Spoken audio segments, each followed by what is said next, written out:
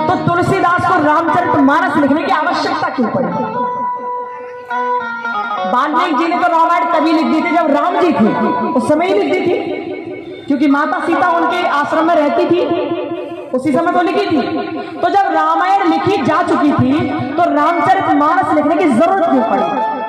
तुलसीदास बाबा को ऐसा क्या हुआ जो उन्होंने रामचरितमानस सन 1631 में लिखी? क्यों लिखी? इसके लिए एक बात कही जाती है कि तुलसीदास जो थे ना, वो एक ब्राह्मण परिवार में पैदा हुए। उन्होंने कभी नहीं सोचा था कि कभी रामचरितमानस वो लिखेंगे, कभी नहीं सोचा था। लेकिन कहते हैं ना, होए सोई जो राम रचि राखा, को करे तर्क बड़ा भय शाखा।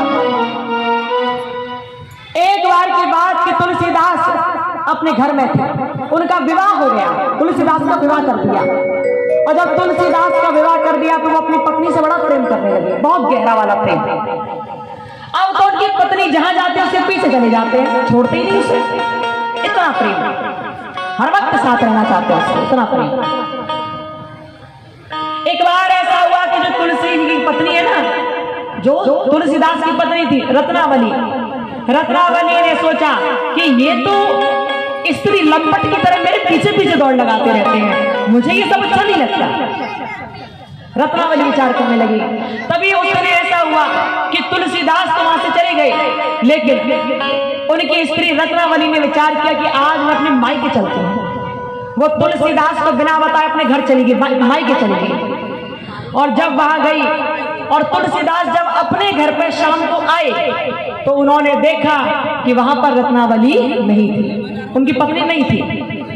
और पत्नी को घर पर न पाकर तुलसीदास उनकी याद करने लगे, बहुत याद करने लगे कि मेरी पत्नी अभी तक नहीं आई है, जल्दी आ जाए, जल्दी आ जाए। इंतजार करने लगे, लेकिन रत्नावली नहीं आई।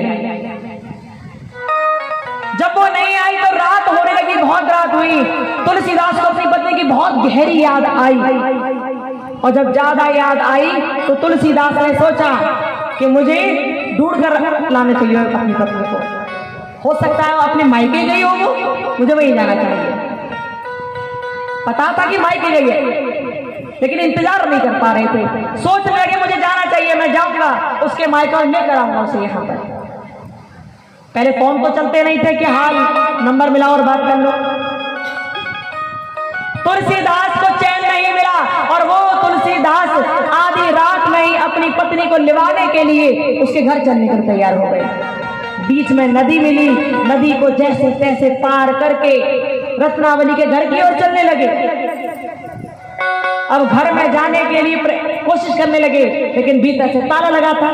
यदि दरवाजा खटखटाए तो कैसे खटखटाए, सब लोग निकल के बाहर आ जाएंगे, क्या करें। कहते हैं कि तुलसीदास ने सोचा कि मैं छत की तरफ से घर जाऊंगा।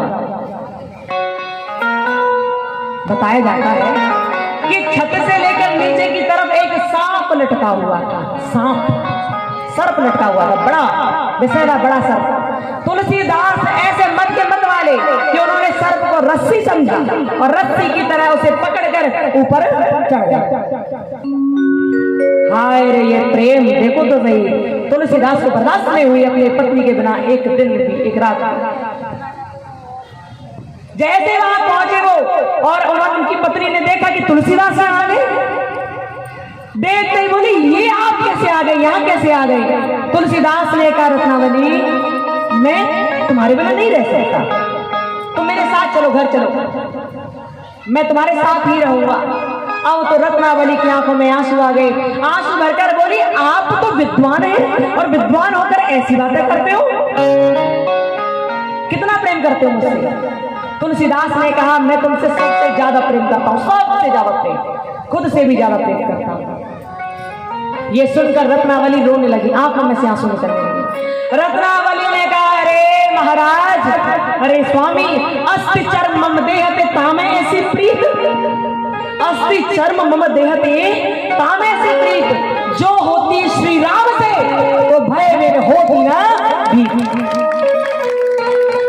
अरे तुलसीदास जी, इस हाड़ मांस के बने हुए शरीर से इतना प्यार, यदि इतना प्यार जितना आप मुझसे करते हो इतना आप राम जी से कर लिए होते तो आपको राम जी मिल जाते, भगवान मिल जाते आपको।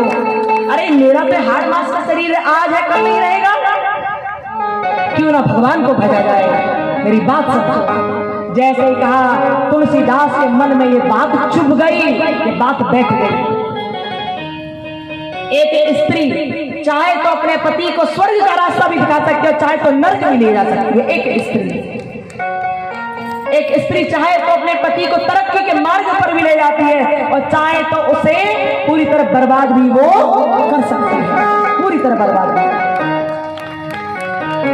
तो आप बनो तो रत्नावली की तरह बनना, जिसने तुलसीदास को उपदेश दे दिया कि अस्ति चर्म मदेते ताम ऐसी प्रीत जो होती श्री राम से तो भय विलोक न देत।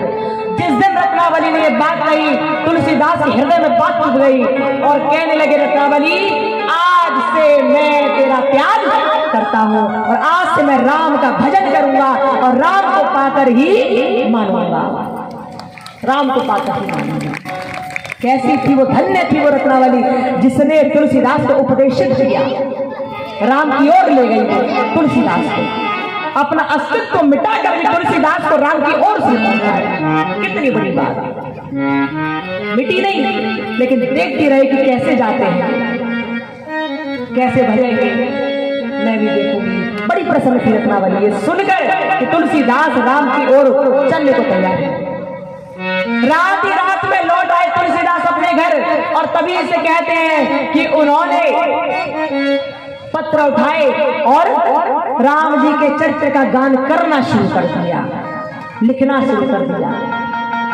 समय बहुत बड़ा, तुलसीदास जी ने राम जी के चरित्र के बारे में जो जो याद आ रहा था वो लिखते चले गए। कहीं चौपाई लिखी, कहीं छंद लिखी, कहीं सोठा, कहीं दोहा लिखे, सुंदर तरह लिखते गए। अवधी भाषा में लिखी गई श्री रामचरितमानस। और जब लिखी गई तो हुआ एक बार ऐसा कि जहां तुलसीदास रहते थे वहां नगर में बड़े बड़े ऋषि मुनि और ब्राह्मण भी रहते थे। सबने कहा कि ऐसा करो कि ये जो तुलसीदास है ना ये कुछ लिख रहे हैं, पढ़ो ही लिख क्या रहे हैं। तो उन ब्राह्मणों ने वो चीज पढ़ी जो लिखी थी तुलसीदास ने, और जैसे वो पढ़ा तो पढ़कर सब सोचने लगे कि यदि तुलसीदास की ये कृति, ये रामचरितमानस जगत के लोगों ने पढ़ ली तो इनकी महत्ता बहुत बढ़ जाएगी। तुलसीदास की रामचरितमानस बहुत अच्छी है लेकिन सब लोगों ने पढ़ ली तो तुलसीदास अपने आप में घमंड करने लगे, महत्ता बढ़ जाएगी फिर इनकी। और हमने जो ग्रंथ लिखे हैं ना उनको कोई पूछेगा नहीं, इसलिए कुछ करना चाहिए। तो उन लोगों ने क्या किया, उन्होंने चोरों को बुलाया और रात के अंधेरे में ही चोरों को बुलाकर कहा कि तुलसीदास ने जो लिखा है ना उसे कहीं पर जल में फेंक दो, फेंक दो जल में, एक भी पर्चा रहना जाए, पत्र रहना जाए। चोर वहां से छूटे, तुलसीदास के घर पहुंचे और वो रामचरितमानस जो तुलसीदास ने लिखी थी वो पानी में फेंक दी। तुलसीदास को पता चला कि मेरी रामचरितमानस कोई ले गया है। अब तो रोते बिलखते हुए से नदी किनारे पहुंचे, जो पत्ते पकड़ में आए वही पकड़ लिए, उठाकर एक कपड़े में बांध दिए, रोने लगे। दिन निकला, दिन निकलते हुए ऋषि मुनियों से ब्राह्मणों से बोले कि मेरे रामचरितमानस को किसने फेंक दिया, मैं जानता हूं कि आप ही लोग मुझसे नाराज हो, आपने कराया सब कुछ। मेरा ग्रंथ बहुत पवित्र था, आपने उसे फिकवा दिया, गलत किया आपने, लेकिन मैं कुछ पत्र वहां से ले आया हूं। जैसे कहा तो वहां के जो ब्राह्मण थे जो बहुत घमंड में भरे थे, ऋषि मुनि थे जो बहुत घमंड कर रहे थे, उन्होंने कहा तुलसीदास यदि तेरा ये ग्रंथ बहुत श्रेष्ठ है तो प्रमाणित कर, इसे प्रमाणित करके दिखा कि श्रेष्ठ है, प्रमाणित कर। तुलसीदास ने कहा मैं क्या प्रमाणित करूं, मैंने तो बस भगवान का गुणगान लिखा है, मैंने तो प्रभु का चरित्र लिखा है। ब्राह्मणों ने कहा कि फिर ये तेरा रामचरितमानस यहाँ नहीं रहेगा, जला दे से, फेंक दे से। जब कहा तो तुलसीदास की आंखों में आंसू आ गए और बोले कि मैं प्रमाणित करूंगा कि मेरा रामचरितमानस सबसे अधिक उत्कृष्ट ग्रंथ है, सबसे श्रेष्ठ ग्रंथ है, मैं प्रमाणित करूंगा। बहुत बड़ी सभा जुड़ी, बहुत ऋषि मुनि ब्राह्मण थे वहां पर। बड़े बड़े पंचों ने कहा ऐसा करो कि जितने लोगों ने अनेक प्रकार के पुराण लिखे हैं ना, अनेक ग्रंथ लिखे हैं, उनको इस मंदिर में रख दो। वहां एक मंदिर था, मंदिर में रखवा दिया। तुलसीदास की रामचरितमानस सबसे नीचे रखी गई, सबसे नीचे, क्योंकि सबने उसे निकृष्ट जाना, सबसे नीचे रखे और बाकी ग्रंथ ऊपर रख दिए। अब वहां जितने पंच थे सबने कहा तुलसीदास यदि तुम्हारा ये ग्रंथ, ये रामचरितमानस सबसे श्रेष्ठ है, उत्कृष्ट है, तो सुबह होते ही हम सब लोग यहाँ आएंगे। यदि ये सबसे उत्कृष्ट है तो ये रामचरितमानस इन सभी ग्रंथों के ऊपर हमें नजर आना चाहिए। हमने सबसे नीचे रखा है, लेकिन यदि ये उत्कृष्ट है तो सबसे ऊपर हमें रखा हुआ नजर आना चाहिए। यदि ये सबसे ऊपर नजर आया तो हम तभी से तुम्हारी रामचरितमानस को सर्वोत्कृष्ट ग्रंथ मान लेंगे। ये बात कही। हुआ क्या? रात हुई, सारे ग्रंथ रखे गए, तुलसीदास जी की रामचरितमानस सबसे नीचे रखी थी। और जब रात हुई, दिन निकला, तो वो जो ब्राह्मण थे ना, जो बहुत घमंड में मरे जा रहे थे, सोच रहे थे कि अब तो तुलसीदास की रामचरितमानस को हम जलाकर राख कर देंगे, फेंक देंगे। मंदिर को खोला गया और जैसे मंदिर खोला गया तो क्या देखा कि जो रामचरितमानस सबसे नीचे रखी थी, अब वही सबसे ऊपर नजर आई, सबसे ऊपर वही रखी दिखाई दी। जब भक्त अपनी बात रख देता है ना, तो भगवान उसकी बात को कहीं टूटने नहीं देते, उसकी किसी भी प्रकार की बात को कहीं बिखरने नहीं देते, बर्बाद होने, बदनाम होने नहीं देते। ऐसा एक दिन नहीं, कई दिन हुआ। बार बार वो रामायण, वो रामचरितमानस ऊपर आ जाती थी, और जब ये बार बार होने लगा तो सबको समझ आ गया कि तुलसीदास जी की रामचरितमानस सर्वोत्कृष्ट है, सर्वोत्कृष्ट है। बोलो भक्त वत्सल भगवान की जय हो।